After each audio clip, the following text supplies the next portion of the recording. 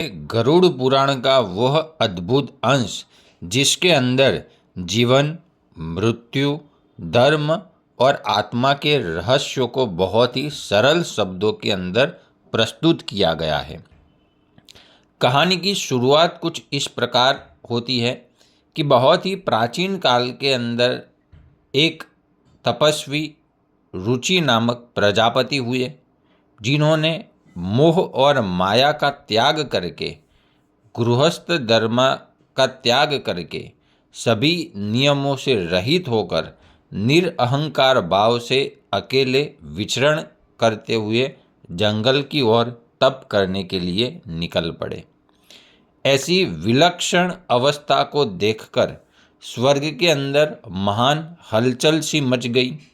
देवता विचार करने लगे कि ऐसा कौन व्यक्ति है जिसने संसार के सभी बंधनों को त्याग कर दिया, जिसे संसार के सुख, साधन, भोग, ऐश्वर्य, वैभव इत्यादि में कोई रुचि नहीं है, ना ही धन में रुचि है, ना ही स्त्री में रुचि है।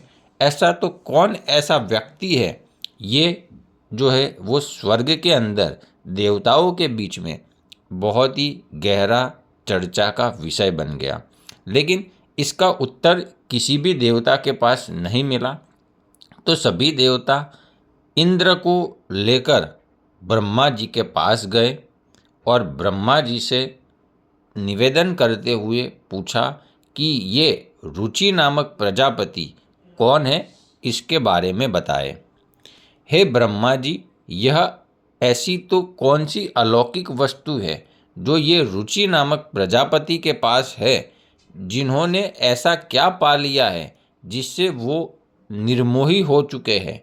एक मनुष्य सारा मोह त्याग देता है और उसे ना तो किसी वस्तु की आकांक्षा रही है, ना ही किसी में आकर्षण है, और वह निर्भय स्थिति में होकर पूरे जगत में घूम रहा है।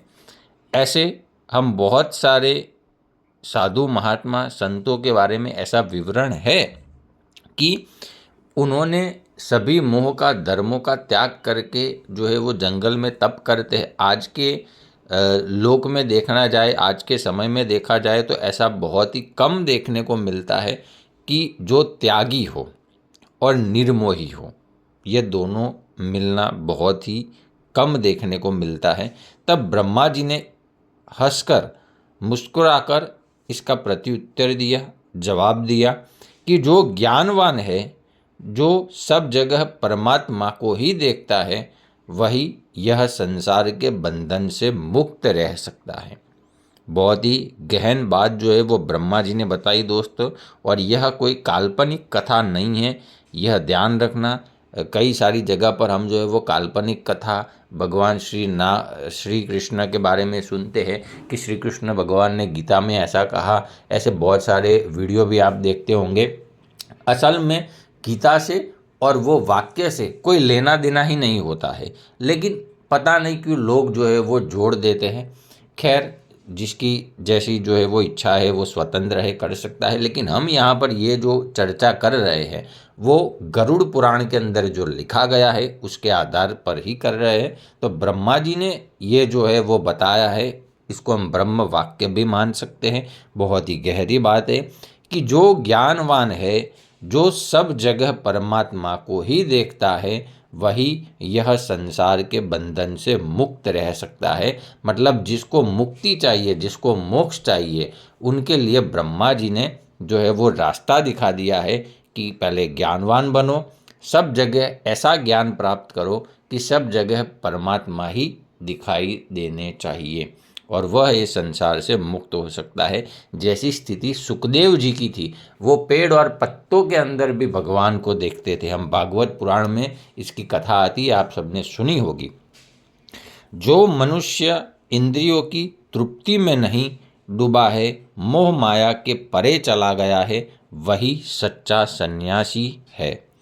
ब्रह्मा जी ने बातें सुनकर देवताओं के मन में ऐसी जिज्ञासा बढ़ गई कि ऐसा तो कौन व्यक्ति है, ऐसा क्या करना चाहिए कि हम भी यह संसार से बंधन से मुक्त हो सके, हमें किस मार्ग का अनुसरण करना चाहिए तब ब्रह्मा जी ने इसका जवाब दिया।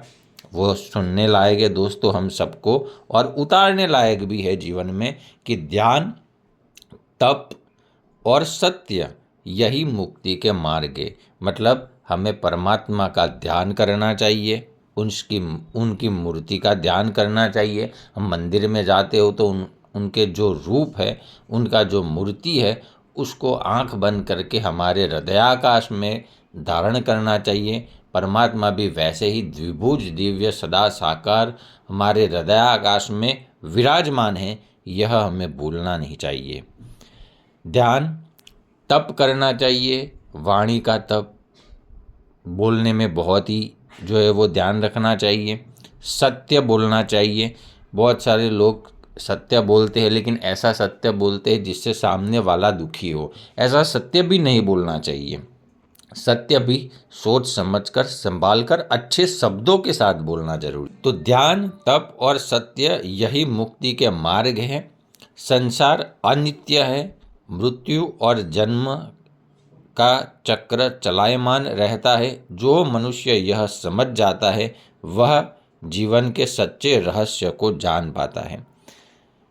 यह जो कथा हमने सुनी उसका सारांश कुछ इस प्रकार है। मरण धर्मा शरीर, मतलब यह शरीर आज नहीं तो कल मरने वाला है। आत्मा अनित्य है, वो हमेशा रहती है। एक दिन शरीर नष्ट हो जाएगा, परंतु आत्मा जो है वो अजर अमर है। अतः मन, वचन और कर्म से हमेशा परमात्मा का स्मरण करते रहो, पवित्र जीवन बिताओ, ताकि हम भी यह देह छोड़ने के बाद भगवान के परम धाम को प्राप्त हो सके, मुक्त हो सके।